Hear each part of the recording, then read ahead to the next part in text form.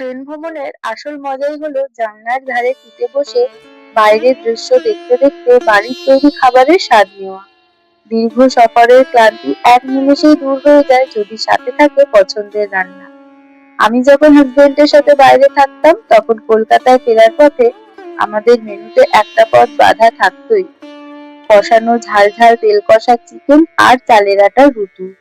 ট্রেনের খাবার যাই হোক না কেন, এই ঘরোয়া খাবারের স্বাদ ছিল অন্যরকম। মূলত ২-৩ দিন যাতে নষ্ট না হয়, ভালো থাকে, সেই কথা মাথায় রেখেই তেল মশলা কষানো এই পদটি আমি পরম মমতায় তৈরি করতাম। রান্নার সার্থকতা লুকিয়ে থাকে তার রং আর সুগন্ধে। ধিমে আঁচে অনেকটা সময় নিয়ে কষানো এই মাংসের স্বাদ মুখে লেগে থাকার মতো। তেলের ওপর ভেসে ওঠা মশলার সেই গাঢ় রঙই বলে দেয় এর স্বাদ কতটা অতুলনীয়।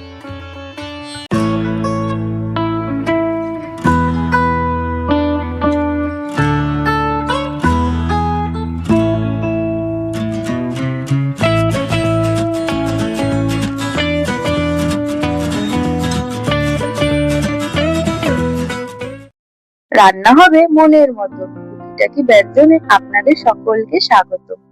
ট্রেনে ১ বা ২ রাত লম্বা সফরে রসনা তৃপ্তি করতে মাংসের ঝোলের চেয়ে তেল কষা মাংস অনেকেরই বেশি প্রিয়।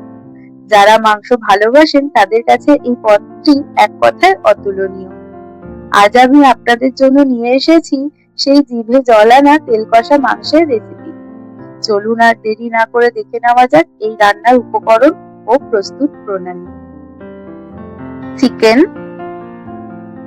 সর্ষের তেল, গোটা গরম মশলা, পেঁয়াজ কুচি, টমেটো কুচি, চেরা কাঁচা লঙ্কা, আদা রসুন বাটা, লবণ, জিরে গুঁড়ো, ঝাল লঙ্কার গুঁড়ো, কাশ্মীরি লঙ্কার গুঁড়ো, হলুদ গুঁড়ো, শাহি গরম মশলার গুঁড়ো, ধনেপাতা কুচি এবং চিনি। প্রথমে আমি কড়াইতে পর্যাপ্ত পরিমাণে সর্ষের তেল দিয়ে দিলাম। তেলটা হালকা গরম হয়ে গেলে এতে দিয়ে দিচ্ছি গোটা গরম মশলা। গোটা গরম মশলা থেকে সুন্দর সুবাস বেরোলে তারপরে দিয়ে দিচ্ছি কুচনো পেঁয়াজ। এখানে ৩টে বড় সাইজের পেঁয়াজ আমি নিয়েছি। পেঁয়াজটা একটু হালকা বাদামি করে ভেজে নিতে হবে। আর গোটা গরম মশলার মধ্যে ব্যবহার করেছি এলাচ, লবঙ্গ, দারচিনি, গোটা শুকনো লঙ্কা ও তেজপাতা। পেঁয়াজটা বাদামি করে ভাজা হয়ে গেছে। একটু ভালো করে নেড়ে চেড়ে এর মধ্যে দিয়ে দিচ্ছি চেরা কাঁচা লঙ্কা ও কুচনো টমেটো। একটা বড় গোটা টমেটো আমি এখানে দিয়েছি আর কাঁচা লঙ্কা নিয়েছি ৪টে।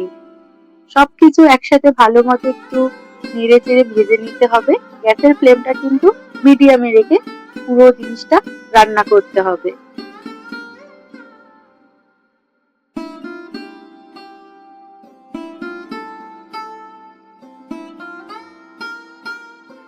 সবকিছু ভাজা হয়ে যাওয়ার পর এর মধ্যে দিয়ে দিচ্ছি আদা ও রসুন বাটা।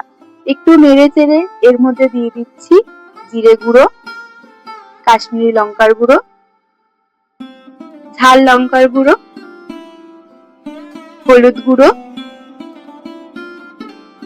পরিমাণ মতো লবণ। সবকিছু একসাথে আবার ভালো করে একটু মিশিয়ে নিতে হবে।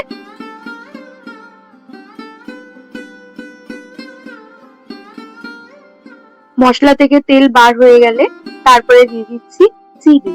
এখানে চিনিটা তো ব্যালেন্সের জন্য ব্যবহার করেছি। সবকিছু আবার ভালো করে নেড়ে দিয়ে দিচ্ছি চিকেন গুলো। আমি কিন্তু চিকেন গুলো খুব একটা বড় রাখিনি, একটু ছোট সাইজেরই রেখেছি, কারণ পুরোটা তো তেলে কষানো হবে, একটুও জল পড়বে না সেই জন্য। আর এখানে আমি 500 গ্রাম চিকেন নিয়েছি। এরপর মশলাগুলো ভালো করে চিকেনের সাথে মিশিয়ে নিতে হবে। আর গ্যাসের ফ্লেমটা কিন্তু একদম লোতে রাখতে হবে, কারণ চিকেন গুলো সেদ্ধ হতে দিতে হবে সেই জন্য। আর এইভাবে ঢাকা দিয়ে দিয়ে পুরো রান্নাটা করতে হবে। ঢাকাটা সরিয়ে মাঝে মধ্যে একটু এইভাবে নেড়ে চেড়ে দিতে হবে।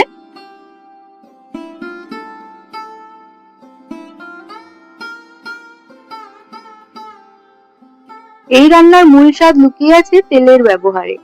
আমি এখানে তেলের পরিমাণটা একটু বেশি দিয়েছি এবং পুরো রান্নাটি তেলের ওপরেই করেছি, কোনো রকম জল ব্যবহার করিনি। আপনারা চাইলে জল দিতে পারেন, তবে জল ছাড়া রান্না করলে এটি অনেকদিন পর্যন্ত ভালো থাকে। বিশেষ করে ট্রেন জার্নি বা লম্বা ভ্রমণের জন্য এটি একমাত্র আদর্শ, কারণ জল না থাকায় নষ্ট হওয়ার ভয় থাকে না। আমরা সবাই জানি বেশি তেল খাওয়া স্বাস্থ্যের জন্য ভালো নয়, তবে মাঝের মধ্যে স্বাদের ভিন্নতা আনতে এমন রান্না চলতেই পারে। আমি এখানে তেলের পরিমাণ বাড়ালেও মশলার পরিমাণ কিন্তু একদমই মেপে দিয়েছি।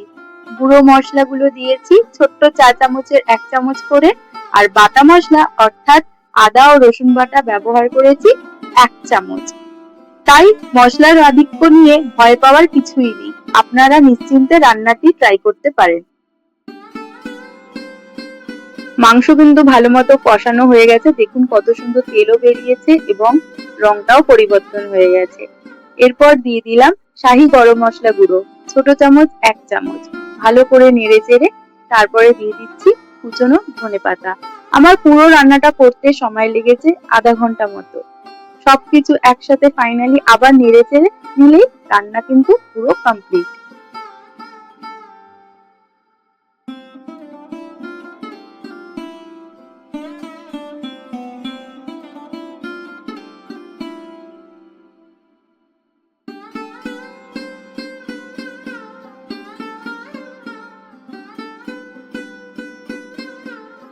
এবার পরিবেশনের জন্য আমি খাবারটা একটা বাটিতে তুলে নিচ্ছি।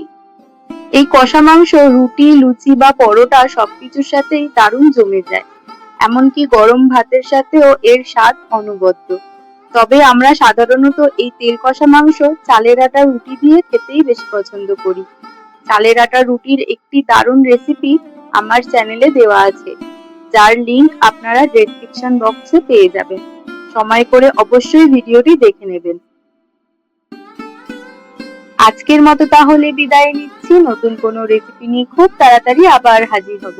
আশা করি আজকের রেসিপিটি আপনাদের ভালো লেগেছে। বাড়িতে অবশ্যই এটি তৈরি করে দেখবেন এবং কেমন হলো আমাকে কমেন্ট করে জানাবেন।